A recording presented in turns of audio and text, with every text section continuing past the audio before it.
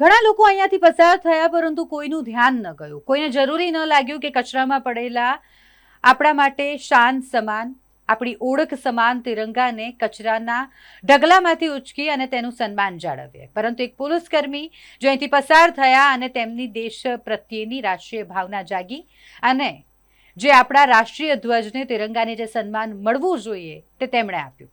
વડોદરા શહેરના પોલીસકર્મી કે જેઓ નેશનલ હાઈવે નંબર 48 જાંબુઆ બ્રિજથી આગળ જતા રસ્તા પરથી પસાર થઈ રહ્યા હતા અને આ દરમિયાન કચરાના ઢગલામાં પડેલા રાષ્ટ્રીય ધ્વજ તિરંગા પર તેમની નજર પડી અને તેમણે દરેકની જેમ પસાર થઈ જવું જરૂરી ન સમજ્યું અને તેમણે આપણા રાષ્ટ્રીય ધ્વજ તિરંગાનું સન્માન જાળવ્યું. કચરાપેટીમાંથી આ રાષ્ટ્રીય ધ્વજને લઈ લીધો અને તેનું સન્માન જાળવવાની જે ફરજ પોતાની છે તે આ પોલીસકર્મીએ નિભાવી છે.